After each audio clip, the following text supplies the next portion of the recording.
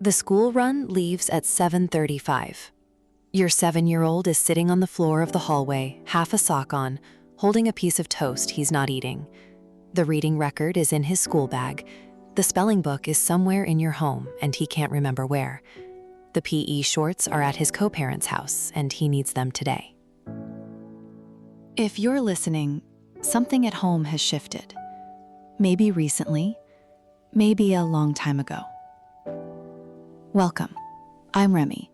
This is Co-Parent Space, the calm space for parents and children living between two homes. What you'll hear is grounded in attachment science and clinical research. It isn't therapy, and it isn't medical or legal advice. If you or your child are struggling, please talk to someone who can help in person. This is a quiet place to think. It doesn't take sides. Here's today's piece. It's morning. The school run leaves at 7:35. Your 7-year-old is sitting on the floor of the hallway, half a sock on, holding a piece of toast he's not eating. The reading record is in his school bag. The spelling book is somewhere in your home, and he can't remember where. The PE shorts are at his co-parents' house, and he needs them today. He came home last night from his co-parents, late, tired. He hasn't quite arrived in this house yet. You can see it in his eyes. He's still half there. You take a breath. You're trying not to make this morning hard. Today's episode is about that morning. The school week morning that runs across two homes. What makes it different from a single home morning? Why it's the highest pain moment of the week for many separated families. And what an actually functional two-home morning looks like. Future episodes pick up on specific pieces: homework, the Friday folder, the lunchbox, the I forgot my ex moment, the morning when your child slept badly, the school report card conversation. This one is the framework they all sit on. What makes school-age mornings different? The school is calling about repeated late arrivals. The teacher is mentioning that she arrives upset or unsettled. She's regularly forgetting items that affect her school day: PE kit on PE days, reading book, signed forms. The morning is full of tears, hers, yours, or both. The child is asking, often, "Can I go back to bed?" She's having trouble eating in the morning. Some of these are about the morning itself. Others are about the night before. Others are about the deeper rhythm of the week. A child who's exhausted by Friday morning is signaling that the week's pace is too high, not that Friday morning's protocol is wrong. When mornings keep breaking down, look at 3 things in order. Bedtime, is the night before right? The night before prep, is the bag packed? And the morning sequence itself, is it predictable and adequately timed? Most morning problems are one of these. When the morning needs the co-parent. Sometimes a morning problem needs a cross-home conversation. I notice she's been arriving at school upset on Wednesdays. Is something happening Tuesday evening? This is a data conversation. Useful tone. Both homes hold the morning-evening connection together. The PE kit was missing again. Can we figure out a system that doesn't depend on us remembering? This is a system conversation. The fix is usually structural, a permanent PE kit at each home, not behavioral. She told me you and she had a hard morning Tuesday, and she's still thinking about it. This is a repair conversation, with the child's well-being at the center. The conversations that don't help are the ones that turn into criticism. Why is the reading book always missing? Lands as blame, not as data. The system question, how do we keep the reading book findable, lands as collaboration. Repair after a hard morning. Sometimes the morning goes badly. The toast is uneaten on the floor, the shoes are on backwards, she's crying in the back seat. You arrive at the school gate angry, late, both upset. A few things help after. Don't relitigate at pickup. The afternoon is not the time to revisit the morning. She's just done a school day. Whatever you wanted to say, the moment has passed. Repair quietly that evening. This morning was hard. I'm sorry I got cross. Tomorrow will be better. 20 seconds, not a long conversation. The repair is the small acknowledgement. She does the rest of the work.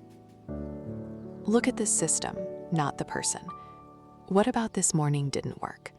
Was the bag not packed? Was the wake up too late? Was she too tired? Was something happening at school that made her not want to go? The system answer is often more useful than the personal one. Tell the co-parent if it'll affect her day. She had a tough morning, just so you know. No analysis, no blame. Information. The Tuesday morning with the toast on the floor and the half a sock and the missing PE shorts is one of the hardest moments of the school-age co-parenting week. It looks like chaos. Often underneath, it's the visible piece of an invisible system that hasn't been built yet. The system is built piece by piece over months. The bag packed the night before, the PE kit at each home, the school bag that doesn't get unpacked, the breakfast that always happens, the compatible, not identical, mornings at each home, the repair after the hard ones, the data conversation when something is consistently off. By the time she's 9, the morning is usually settled. She knows where her things are. She moves through the sequence. She arrives at school fed, dressed, equipped, regulated. The transition between her two homes is something her body has learned to hold. This morning, on Tuesday, that future is still being built. The toast on the floor is part of the building. So is the breath you took before you spoke. So is the text you'll send to her co-parent saying PE shorts were missing again. Can we set up a permanent pair at each home? The morning works the way most things in two-home life work. Slowly, with attention to the system rather than the moment. With both homes pulling in the same broad direction, even when the textures differ. With repair when it goes wrong, and with a long view about how it's getting better, slowly, week by week. Pack the bag tonight. Lay out the uniform. Sign the reading record. Set the alarm for 6:55. Tomorrow morning starts the night before. Mornings in a single home setup are about getting out the door on time. They're a logistics problem. Routine, lunchbox, uniform, school bag, breakfast, teeth, shoes. Most families find a rhythm that works most of the time, with a few rough mornings a month. In two-home life, mornings carry an extra load that most parents don't see at first. The child wakes up in a home she didn't fall asleep in 3 nights a week. This is the regulator transfer that we covered in our toddlers episodes for under 3s. It's milder at school age, but still real. The body adjusts to the second bed, the second light, the second breakfast smell. By age 6, the adjustment is largely automatic. By age 4, it's still significant. The Tuesday morning that follows a Monday night handover is a different morning from the Tuesday morning at the end of a settled week. The school stuff is distributed across 2 homes. The reading book is at one home, the PE kit at the other, the maths workbook in the school bag, the signed permission slip on the kitchen counter at her co-parents. School-age life requires more stuff than toddler life, and every piece of stuff can be in the wrong place. Each home has its own rhythm. One parent makes breakfast and watches news on the radio. The other makes breakfast and listens to nothing. One does teeth before getting dressed. The other does teeth after. None of these differences are problems on their own. The problem is when the child is asked to integrate 2 different morning rhythms within the same school week. Time pressure is uneven between parents. One parent has a flexible work start. The other has to be at a desk by 8:30. The morning at one home is leisurely. The morning at the other is tight. The same child has to function in both. The night before is part of the morning. A 9:30 p.m. bedtime at one home and a 9 p.m. bedtime at the other doesn't sound like much, but it shows up in how she lands in the kitchen the next morning. These 5 things together are why 2 homeschool mornings get hard. Why mornings are different from bedtime. Bedtime in 2 home life is the topic of sleep and bedtime. The work there is mostly about preserving the bedtime ritual across homes. Same book, same song, same words, same room as much as possible. The child winds down towards sleep. Morning is the opposite. The child is winding up towards the day. The work isn't about preserving sameness, it's about getting her ready to function in a structured external environment. School, the bus stop, the morning bell. The morning's job is to deliver a regulated, fed, dressed, equipped child to the school gate by 8 or 8:30. This is why the principle for mornings is compatible, not identical. Both homes don't need to do the same things in the same order with the same words. Both homes need to land the same outcome. Child at school, on time, fed, dressed, with everything she needs.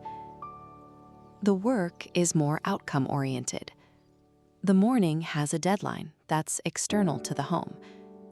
The bedtime ritual ends in sleep, which is an internal state. The morning ritual ends at the school gate, which is a public moment. The two have different shapes. The basic structure that works. A few principles, drawn from how separated families who've worked this out actually run their mornings. The night before is when most of the morning happens. The bag is packed. The uniform is laid out. The lunchbox is made or the lunch money is in the bag. The reading record is signed. The PE kit is checked. The morning isn't a time to find these things. The morning is the time to put on the things that were prepared the night before.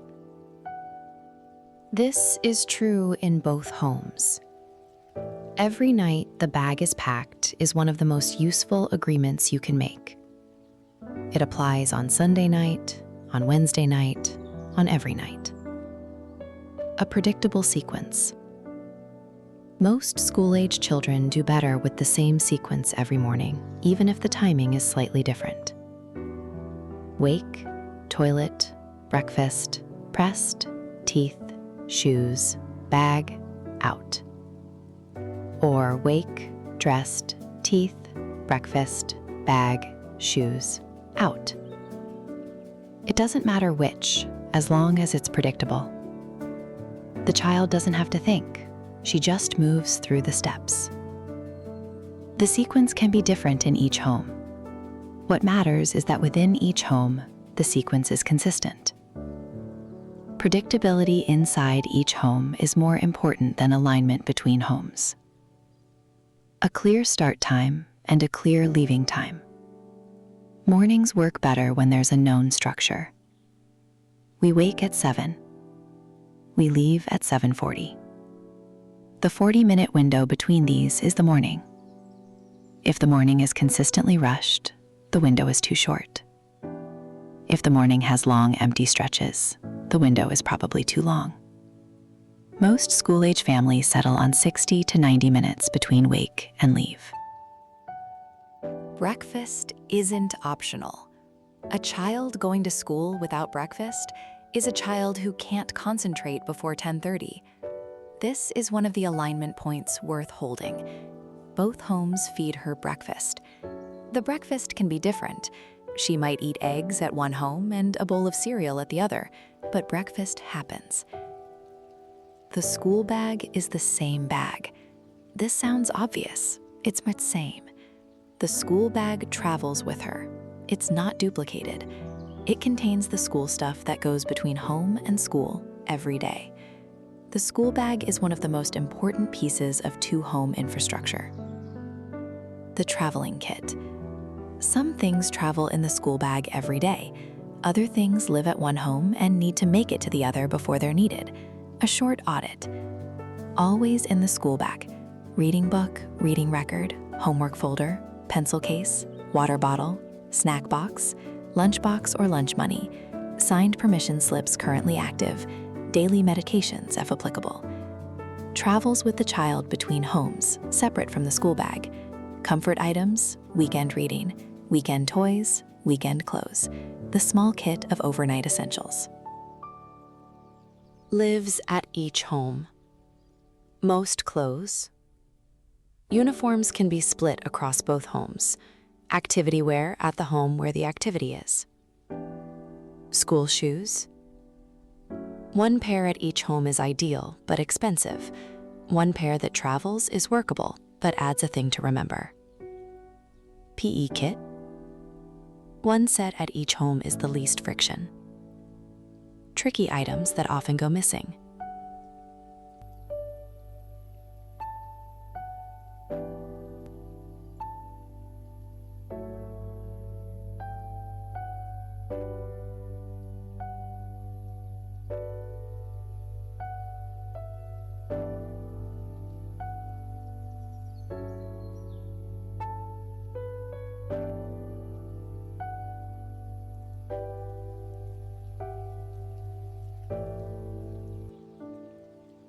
Is the child ready, fed, dressed, and equipped at the school gate on time? This is the only outcome that matters. Is breakfast happening? Yes, no, both homes. Is bedtime within roughly the same range across homes? A 30-minute drift is fine. A 90-minute drift starts producing problems. Is the school bag being checked the night before? Both homes, every night. Is the child's school equipment kept track of consistently? Both homes know what's where. A few questions where alignment matters less. The exact morning sequence. Whether breakfast is hot or cold. Whether teeth happen before or after getting dressed. Whether the morning is quiet or has the radio on. Whether the parent walks her to school or she takes the bus. These are texture differences. The school-age child can hold them. She'll have her preferences, but she'll adapt. When mornings break down, a few signs the morning is consistently not working. That's today's piece. If it helped, the full written version, and more like it, are at coparentspace.com. Be gentle with yourself. I'll be here next time.